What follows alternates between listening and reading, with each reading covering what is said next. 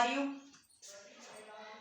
Lesson first in geo, class 10th, development of resources हमने शुरू कर रखा है और जो इसके संसाधन थे वो हमने अपनी पिछली वीडियो में कवर अप किए थे। आज का मेन टॉपिक जो है हमारा वो मृदा से रिलेटेड है। मोस्ट इम्पोर्टेंट टॉपिक है, हमेशा फाइनल एग्जाम में इसके अंदर से क्वेश्चन पुट किए जाते हैं, ठीक है, मोस्ट इम्पोर्टेंट है। तो आज का मेन टॉपिक है हमारा मृदा, मिट्टी। भारतीय कृषि अनुसंधान 1986 जिसका मुख्यालय है नई दिल्ली में, उसने जो भारत की मिट्टी है उनको 8 भागों में डिवाइड किया है, यानी कि 8 भागों में वर्गीकृत करके उसके बारे में डीपली इंफॉर्मेशंस दी हैं। भारतीय कृषि अनुसंधान केंद्र जो कब बना था 1986 में बना था और कृषि अनुसंधान केंद्र इसका मुख्यालय है नई दिल्ली और इसने मिट्टी को 8 भागों में डिवाइड किया है। सबसे पहला भाग इसमें है जलोढ़ मृदा जिसे एलुवियल सॉइल कहते हैं और हमारे देश में 43.4% जलोढ़ मृदा क्षेत्र मैदान है। सेकंड है हमारा काली मृदा, ब्लैक सॉइल, और ये जो है 15.2% इसने कवर अप कर रखा है। किसने? काली मिट्टी ने, काली मृदा ने, ब्लैक सॉइल ने। थर्ड है हमारा लाल मृदा, रेड सॉइल जिसे हम कहते हैं, इसने 18.6% का जो क्षेत्र है उसे कवर अप कर रखा है। और उसके बाद में है लेटराइट, लेटराइट ने 3.7% भाग कवर अप है। तो ये 4 जो मृदाएं हैं, जलोढ़, काली मृदा, लाल मृदा, लेटराइट मृदा, ये चारों मोस्ट इंपोर्टेंट हैं और आपका जो लेसन है मोस्टली इसी के ऊपर डिपेंड है। सबसे पहले थी जलोढ़ मृदा, एलुवियल सॉइल जो कि 43.4% है, फिर उसके बाद black soil 15.2%, then red soil 18.6% and last इसमें है लेटराइट सॉइल जो है 3.7%। ये 4 मोस्ट इंपोर्टेंट है। लेकिन उसके बाद जो दूसरी मृदा है, क्योंकि 8 भागों में इसको डिवाइड किया गया है, मृस्थलीय मृदा, वन मृदा, पीट और दलदली मृदा, और लास्ट है लवणीय और क्षारीय मृदा। ये जो मृदा है वो टोटल कितना क्षेत्र कवर अप करती है? 17.9%। यानी कि ये जो है इन्होंने इतने परसेंट जो हमारा क्षेत्र है उसको कवर अप किया है और ये जो 4 मृदाएं हैं इन्होंने 17.9 जो क्षेत्र है उसको कवर अप किया है। हमारे देश में इतने प्रतिशत जगह पे ये सारी मृदाएं पाई जाती हैं। तो सबसे पहले मेन टॉपिक है मृदा। तो मैं मृदा के बारे में सबसे पहले डिफाइन करती हूँ।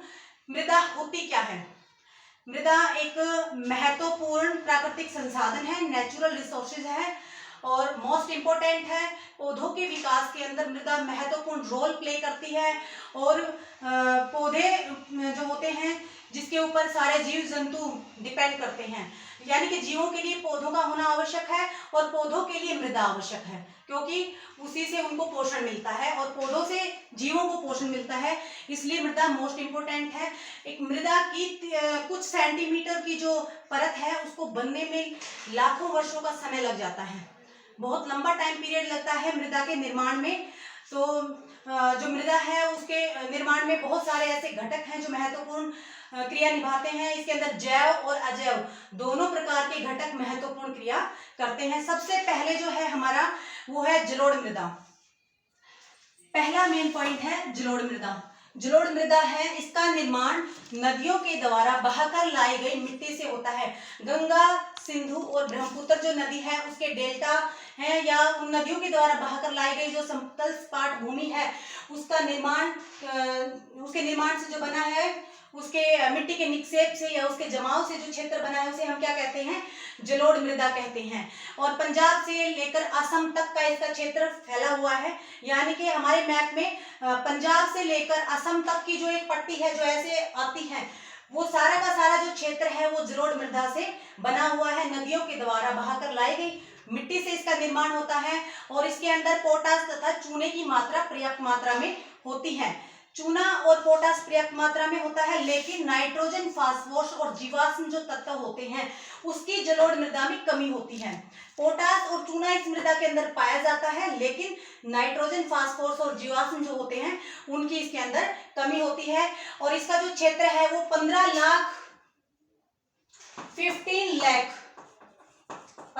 लाख वर्ग किलोमीटर है। किसका? ये जलोढ़ मृदा का जो क्षेत्र है 15 लाख वर्ग किलोमीटर है। नदियों के द्वारा बहाकर लाई गई मिट्टी से बना है। और इसके अंदर गोदावरी, कृष्णा, कावेरी, महानदी आदि जो है उनका जलोढ़ मैदान भी सम्मिलित होता है। मुख्यतः जो इसका निर्माण हुआ है वो किससे हुआ है? सिंधु, गंगा और ब्रह्मपुत्र नदी के द्वारा बहाकर लाई गई मिट्टी से इस क्षेत्र का निर्माण हुआ है। बहुत ज्यादा उपजाऊ होता है। और इसके अंदर खादर और बांगर जलोढ़ होते हैं। जो बांगर होता है वो पुराने जलोढ़ का निक्षेप होता है। निक्षेप का मतलब होता है जमावड़ा, मिट्टी का जमा हो जाना। नदियों के द्वारा बहाकर लाई गई मिट्टी का जमा हो जाना निक्षेप कहलाता है। ठीक है। और जो खादर होता है वो नवीन जलोढ़ का निक्षेप होता है, यानी कि नई जो मिट्टी बहकर आई होती है उसको हम क्या कहते हैं? खादर कहते हैं। और जो पुरानी मिट्टी का निक्षेप होता है वो क्या कहलाता है? बांगर कहलाता है। और जो ये क्षेत्र है जलोढ़ मृदा का, जो मैंने अभी भी बताया था, पंजाब से लेकर आसाम तक का जो क्षेत्र है वहां पर फसलें कौन सी अच्छी होती हैं? धान, गेहूं, दलहन, गन्ना, ये सारी फसलें यहाँ पे होती हैं। कौन सी? धान, गेहूं, दलहन मतलब दालें, और गन्ना कहाँ पे होता है? जहां पर जलोढ़ मृदा पाई जाती है, यानी कि पंजाब से लेकर आसाम तक का जो क्षेत्र है जिसका निर्माण नदियों के द्वारा बहाकर लाई गई मिट्टी से होता है। सेकंड है हमारा काली मिट्टी, जिसे हम ब्लैक सॉइल कहते हैं। और 15.2% जो इसका क्षेत्र है और इसका रंग होता है काला। इसका रंग काला होता है। और दक्कन का जो पठार है उसके उत्तर पश्चिमी भाग में ये पाई जाती है। कहाँ पाई जाती है? दक्कन के उत्तर पश्चिमी पठार में ये पाई जाती है।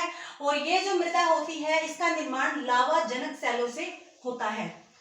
किससे होता है? लावा जनक सेल, जो कि ज्वालामुखी से जो सेल्स निकलते हैं ना, उनसे इसका निर्माण होता है काली मृदा का। और ये मोस्ट इंपॉर्टेंट है, इसको हम कपास वाली मृदा भी कहते हैं। इसके अंदर आयरन की मात्रा होती है, चूना होता है, पोटास होता है, कैल्शियम होता है, मैग्नीशियम होता है। फिर से रिपीट कर रही हूँ, आयरन, चूना, कैल्शियम, मैग्नीशियम और पोटास इसके अंदर अधिक मात्रा में पाया जाता है। और इसके अंदर फास्फोरस और नाइट्रोजन, काली मिट्टी के अंदर फास्फोरस और नाइट्रोजन का अभाव होता है, इसकी कमी होती है। और होता क्या है? आयरन, चूना, पोटास, मैग्नीशियम, कैल्शियम पर्याप्त मात्रा में होता है और नाइट्रोजन और फास्फोरस इसके अंदर नहीं होता है। और इस मिट्टी के अंदर पानी को सोखने की या जल को धारण करने की जो क्षमता होती है बहुत अधिक होती है। और इसको कपास वाली फसल भी कपास वाली मृदा भी बोला जाता है। और जहां पर काली मिट्टी पाई जाती है वहां पर कपास, खट्टे फल, चना, सोयाबीन, तिलहन जैसे अनाज यहाँ पे उगाए जाते हैं। ठीक है। और ये होता कहाँ पे है? ये जो दक्कन का पठार है उसके उत्तर पश्चिमी जो भाग होते हैं वहां पर ये मिट्टी पाई जाती है। दक्कन के पठार के उत्तर पश्चिमी जो भाग हैं वहां पर कौन सी मिट्टी पाई जाती है? काली मिट्टी पाई जाती है। इसका रंग काला होता है, नाइट्रोजन और फास्फोरस का अभाव होता है और आयरन, चूना, पोटास, मैग्नीशियम आदि इसके अंदर पाए जाते हैं। और पानी को सोखने की क्षमता इसमें ज्यादा होती है। और फसल मुख्य कौन सी थी? तिलहन, मोटे अनाज हैं जैसे सोयाबीन है और कपास है, चना और खट्टे फल, वो सारे कहाँ पे होते हैं? जहाँ पे काली मिट्टी पाई जाती है। तो उसके बाद में है हमारी लाल मृदा, रेड सोइल।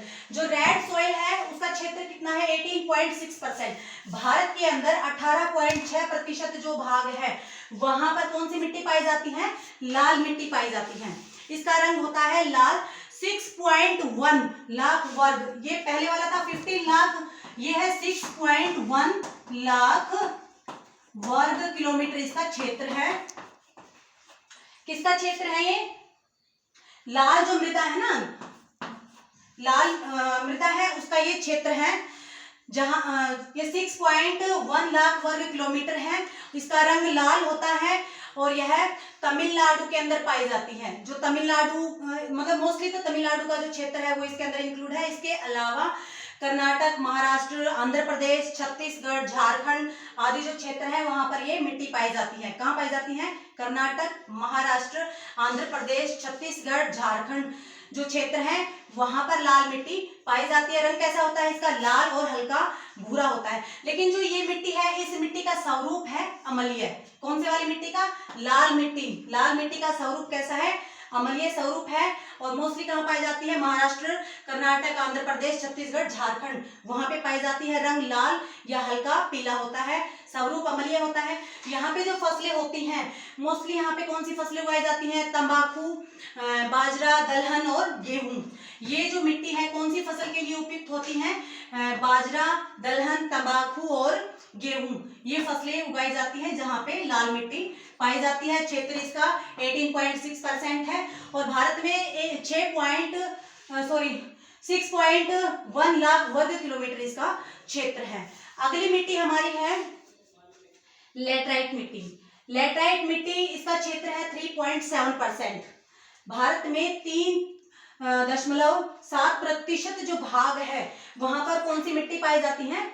लेटराइट मिट्टी। सबसे पहले था जलोढ़, फिर काली मृदा, फिर उसके बाद लाल मृदा और अब है लेटराइट मृदा। मोस्ट इंपोर्टेंट है और यह मृदा केरल में, महाराष्ट्र में, असम के पूर्वी घाट में, राजमहल की पहाड़ियां और उसके साथ में जो सतपुड़ा की पहाड़ियां हैं उन क्षेत्रों में ये मिट्टी पाई जाती है लेटराइट, जिसका जो कितने क्षेत्र में पाई जाती है, कितने प्रतिशत भाग में पाई जाती है? 3.7% भाग में हमारे देश में पाई जाती है। कौन सा क्षेत्र था? केरल, महाराष्ट्र, असम का पूर्वी घाट, राजमहल की पहाड़ियां और सतपुड़ा का जो इलाका है, सतपुड़ा की जो पहाड़ियां हैं वहां पर लेटराइट मिट्टी पाई जाती है। इसका जो स्वरूप होता है वो ईंट के जैसा होता है। लेटराइट जो मृदा है इसका स्वरूप ईंट के जैसा होता है। पानी डालने पर या भीगने पर ये कोमल हो जाती है, सॉफ्ट हो जाती है और सूखने पर ये वापस से कठोर हो जाती है। और लाल रंग इसका जो होता है वो लोहे के ऑक्साइड के कारण होता है। जो लेटराइट मृदा है इसका जो लाल रंग होता है इसके अंदर लोहे का ऑक्साइड होता है पर्याप्त मात्रा में। इस वजह से इस मिट्टी का जो कलर है वो लाल होता है और इसके अंदर जो पोटास होता है, ह्यूमस होता है, यानी कि जो जीवों के अवशेष होते हैं उनकी कमी पाई जाती है। इस मिट्टी के अंदर पोटास की कमी पाई जाती है और जो जीवाश्म होते हैं उनकी कमी पाई जाती है, ह्यूमस की कमी पाई जाती है इस मिट्टी के अंदर। और इसमें लोहे के ऑक्साइड की मात्रा होती है जिसके कारण इसका रंग होता है लाल। और यहाँ पर जो फसल उगाई जाती है, जिन क्षेत्रों में लेटराइट मिट्टी पाई जाती है, कौन से क्षेत्र? केरल, महाराष्ट्र, पूर्वी घाट, राजमहल की पहाड़ियां, सतपुड़ा की पहाड़ियां, ठीक है। वहां पे फसलें कौन सी उगाई जाती हैं? जैसे चाय, रबड़, काजू है, बागानी खेती होती है जैसे कि कॉफी, यानी कि चाय, कॉफी, कहवा, रबड़, काजू ये कहाँ पे उगाए जाते हैं? जहां पर लेटराइट मिट्टी पाई जाती है। इसका रंग कैसा होता है? लाल होता है। और किसके कारण होता है? कि इसके अंदर लोहे का ऑक्साइड होता है जिसके कारण इसका कलर लाल होता है, ठीक है। और पाई कहाँ जाती है? केरल में, महाराष्ट्र में, असम के पूर्वी घाट में, राजमहल की पहाड़ियां और सतपुड़ा की पहाड़ियां। तो ये जो मिट्टी थी मोस्ट इंपोर्टेंट जो आपके सिलेबस में है, वैसे तो मिट्टी को 8 भागों में डिवाइड किया गया है, लेकिन ये जो मिट्टी है उनका क्षेत्र आपको पता है कि जलोढ़ मिट्टी इतने प्रतिशत भाग में पाई जाती है, काली मिट्टी 15.2% में, और फिर उसके बाद जो लाल मृदा है वो 18.6 में, और जो लेटराइट है वो 3.7 में। ये मृदाएं इतने प्रतिशत भाग में पाई जाती हैं। उसके बाद में जो 4 मिट्टी बचती हैं हमारे पास, मरुस्थलीय मृदा, वन मृदा, पीट और दलदली मृदा, और उसके बाद लवणीय व क्षारीय मृदा। ये मृदाएं जो हैं इनका क्षेत्रफल कितना है? ये भारत में 17.9% भाग में ये चारों प्रकार की मृदाएं पाई जाती हैं। यानी कि देखने योग्य बात ये है कि ये जो मृदाएं हैं उन्होंने हमारे देश के मैक्सिमम क्षेत्र को कवर कर रखा है, और बाकी जो ये 4 मृदाएं हैं ये पूरे देश के अंदर 17.9% का जो क्षेत्र है उसको कवर अप करती हैं। तो अब अगला है हमारा इसी सीरीज में नेक्स्ट है मरुस्थलीय मृदा। मरुस्थलीय मृदा का रंग होता है लाल और हल्का भूरा, इसी की तरह जैसे कि ये लाल मृदा थी ना, इसका और इसका जो कलर होता है वो सिमिलर होता है। इसका कलर होता है लाल और भूरा होता है, और ये रेतीली होती है और लवणीय होती है। मरुस्थलीय मृदा जो होती है इसके जो कण होते हैं वो थोड़े मोटे होते हैं, पानी को धारण करने की, जल को धारण करने की या नमी को सोखने की जो क्षमता है वो बहुत कम होती है, लवणीय होती है, इसीलिए इन क्षेत्रों में पानी को एकत्रित करके नमक भी बनाया जाता है। और यह कहाँ पाई जाती है? राजस्थान में, सौराष्ट्र में, हरियाणा में, दक्षिण पंजाब के क्षेत्र में मरुस्थलीय मृदा पाई जाती है। कहाँ पाई जाती है? राजस्थान में, सौराष्ट्र में, हरियाणा में और दक्षिणी पंजाब के क्षेत्र में मरुस्थलीय भूमि जो है वहां पे पाई जाती है। ये मिट्टी वहां पे पाई जाती है। इसके कण कैसे होते हैं? मोटे होते हैं और इसके अंदर नमी को सोखने की क्षमता कम होती है। खेती कैसे होती है? यहाँ पर भी मोटे अनाज होते हैं, जैसे कि ज्वार है, सरसों है और बाजरा है। इस प्रकार की फसलें कहाँ पे होती हैं? जहां पर मरुस्थलीय मिट्टी पाई जाती है। और ये मिट्टी कहाँ पाई जाती है? ये मिट्टी पाई जाती है राजस्थान, सौराष्ट्र, हरियाणा और जो दक्षिणी पंजाब है वहां पर पाई जाती है। फिर उसके बाद में है वन मृदा। वन मृदाओं को, इन मृदाओं को पर्वतीय मृदा के नाम से भी जाना जाता है। इसे नवीन मृदा भी कहते हैं, पर्वतीय मृदा कहते हैं, क्योंकि यह पर्वतीय क्षेत्रों में पाई जाती है और यहाँ पर पर्याप्त मात्रा में वर्षा वन भी उपलब्ध है। कहाँ पर? जो वन मृदाएं हैं वो ये कहाँ पाई जाती हैं? पर्वतीय क्षेत्रों में पाई जाती हैं और यहाँ पर पर्याप्त मात्रा में वर्षा वन पाए जाते हैं। और ये जो मृदाएं हैं इनका निर्माण कैसे होता है? ये दोमट और सिल्टदार होती हैं। ये जो मृदा है, वन मृदा, ये दोमट और सिल्टदार होती है। इसके अंदर पोटास, चूना, फास्फोरस की मात्रा की कमी होती है। किसके अंदर? वन मृदा के अंदर पोटास, चूना, फास्फोरस की कमी होती है और इसके अंदर जीवाश्म जो होते हैं वो ज्यादा मात्रा में पाए जाते हैं। और ये मिट्टी कैसी होती है? दोमट होती है और सिल्टदार होती है। कैसी होती है ये? दोमट और सिल्टदार होती है और जीवाश्म की इसके अंदर प्रचुर मात्रा होती है। और कमी किसकी होती है? इसके अंदर पोटास, चूना और फास्फोरस की होती है। और कहाँ पाई जाती है? जो पहाड़ी इलाका होता है, पर्वतीय जो क्षेत्र होते हैं वहां पर पाई जाती हैं और पर्याप्त मात्रा में यहाँ पर क्या होते हैं? वर्षा वन होते हैं। और इन क्षेत्रों में जो फसलें उगाई जाती हैं, कहाँ पर? जहाँ पर वन मृदा होती है, जो पहाड़ी इलाका होता है, पर्वतीय क्षेत्र होता है, वहां पर जो महत्वपूर्ण फसलें होती हैं वो कौन सी होती हैं? जैसे कि नाशपाती, आलूचा, सेब आदि होती हैं।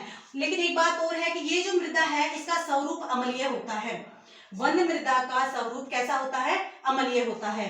तो इसी सीरीज में अगला है हमारा पीट मृदा।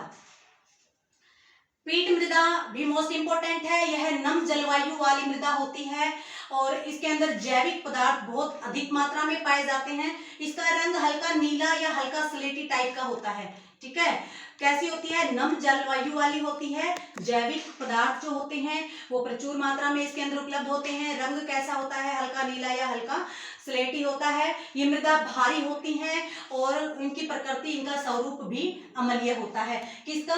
पीट जो मृदा है उसका। फिर उसके बाद में है दलदली मृदा। दलदली जो मृदा होती है इसका रंग भी हल्का नीला होता है और उसके साथ में यह कहाँ पाई जाती है? यह मृदा उड़ीसा में, सुंदरवन में, उत्तर बिहार के क्षेत्रों में पाई जाती है। उड़ीसा, सुंदरवन, उत्तर बिहार का जो क्षेत्र है वहां पर कौन सी मृदा पाई जाती है? दलदली मृदा। उड़ीसा, सुंदरवन और उत्तरी बिहार वहां पे पाई जाती है दलदली मृदा। हल्का नीला रंग भी होता है और इसके साथ में इसके अंदर 40 से लेकर 50%, 40% से 50% तक इसके अंदर जो कार्बनिक पदार्थ होते हैं वो पाए जाते हैं। जो कार्बनिक अकार्बनिक प्रकार के पदार्थ नहीं होते हैं, तो इसके अंदर जो दलदली जो मिट्टी होती है ना उसके अंदर 40 से 50 के समथिंग इसमें कार्बनिक पदार्थ पाए जाते हैं। और जो मैंग्रोव जो वनस्पति होती है वो इन्हीं क्षेत्रों में उगती है। जो दलदली मृदा वाले क्षेत्र होते हैं वहां पर मैंग्रोव वनस्पति होती है, पर्याप्त मात्रा में होती है। फिर उसके बाद में नेक्स्ट है हमारा लवणीय व क्षारीय मृदा। ये भी मोस्ट इंपोर्टेंट है।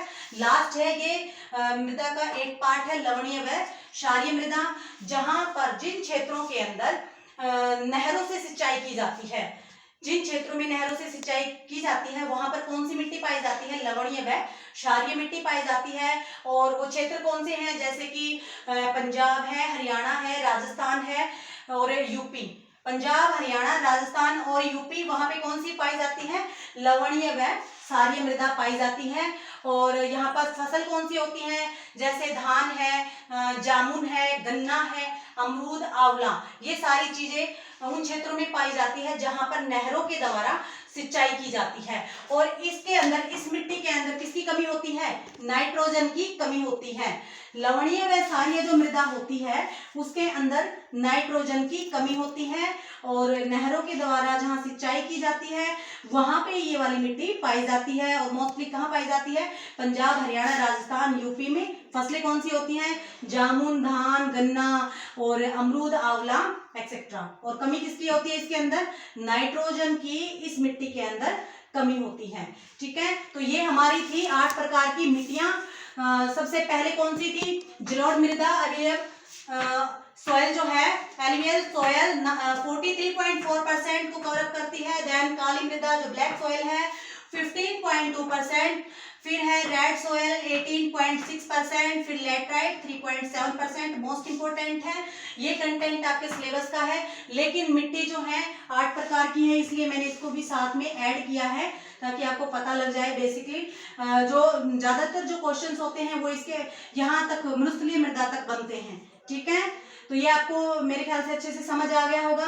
जलोढ़ मृदा, काली मृदा, फिर उसके बाद लाल मृदा, फिर लैटराइट मृदा, फिर मरुस्थलीय और फिर वन मृदा और उसके बाद में पीट और दलदली और सबसे लास्ट में है हमारी लवणीय व क्षारीय मृदा। तो ये है हमारी मृदाओं के प्रकार, हमारी मिट्टियों के प्रकार, और इनको 8 भागों में डिवाइड किया गया है। 8 भागों में डिवाइड किसने किया है? भारतीय कृषि अनुसंधान ने। कृषि अनुसंधान जो केंद्र है जिसकी स्थापना 1986 में की गई थी और जिसका हेडक्वार्टर नई दिल्ली में है। ठीक है, तो उसने भारत के अंदर जो मिट्टी पाई जाती है उनको 8 भागों में डिवाइड किया है। आई होप कि आपको ये सारी चीजें अच्छे से समझ आ गई होंगी और आपके लेसन में इससे आगे जो कंटेंट है वो है मृदा का संरक्षण, कि मिट्टी का बचाव कैसे किया जाता है। हमने जो अपना पिछला वीडियो था उसके अंदर ये सारी चीजें एक बार बताई थी कि भाई मिट्टी का कटाव क्या होता है, मिट्टी का अपरदन क्या होता है। मृदा का अपरदन, मिट्टी की जो ऊपरी परत होती है किन्हीं भी कारणों से उनका अपनी जगह से स्लिप हो जाना, ठीक है, मिट्टी का कट जाना, या मिट्टी की जो ऊपरी परत होती है जिसके अंदर पोषक तत्व विद्यमान होते हैं उनका तेज हवा या बारिश की वजह से अपनी सतह से हट जाना क्या कहलाता है? मिट्टी का कटाव या मृदा का अपरदन कहलाता है। और फिर उसको बचाने के उपाय कि मृदा के जो संरक्षण है उसको किस प्रकार से किया जा सकता है, कैसे उसको बचाया जा सकता है, ये भी हमने पहले डिस्कस किया था कि रक्षक मेखलाई बनाकर पेड़ों को लाइन में लगाकर ताकि वायु के वेग को कम किया जा सके, मिट्टी के कटाव को रोका जा सकता है। जो पहाड़ी इलाका है वहां पर सीढ़ीदार खेती करके मिट्टी के बचाव को सक्षम किया जा सकता है। और उसके बाद में जैसे पौधों के बीच में हरी घास लगाकर, क्योंकि उसकी जो जड़ें हैं वो दूर तक फैल जाती हैं, वो मिट्टी को पकड़ लेती हैं और किसी भी रीजन से मिट्टी के कटाव को नहीं होने देती। तो ये सारे के सारे जो रीजन्स हैं उनकी वजह से मृदा के अपरदन को रोका जा सकता है, मृदा के संरक्षण को मृदा को संरक्षित किया जा सकता है। और एक जो कंटिन्यूसली एक ही खेत में जो लगातार हम फसलें उगाते रहते हैं उसकी वजह से भी जो भूमि होती है उसकी उर्वरता खत्म हो जाती है, पोषक तत्व होते हैं वो नष्ट हो जाते हैं। तो उसको बदल बदल कर फसलें बोकर, उस क्षेत्र में बदल बदल कर फसलें बोकर भी उसकी उर्वरता को वापस लाया जा सकता है। या कुछ समय के लिए खाली पड़ती भूमि छोड़कर, जैसे एक साल वहां पे कोई फसल आपने उगाई है उसके बाद में एक साल उस भूमि को ऐसे के ऐसे छोड़ देना ताकि उसके पोषक तत्व है जो उर्वरता है वो वापस आ सके। तो ये सारे के सारे रीजंस हैं कि भूमि की उर्वरता को वापस लाना या फिर मिट्टी का जो कटाव है, मृदा का जो अपरदन है उसको रोकना, कैसे रक्षक मेखलाएं लगाई जाती हैं या सीढ़ीदार खेती की जाती है या पौधों के बीच में हरी घास के माध्यम से उस मिट्टी के अपरदन को रोका जा सकता है। तो यहाँ ये लेसन कंप्लीट हो जाता है। इसे पीछे जो संसाधनों का विकास था, डेवलपमेंट था रिसोर्सेज का, वो सब हमने डिफाइन हमारी पिछली वीडियो में किया था।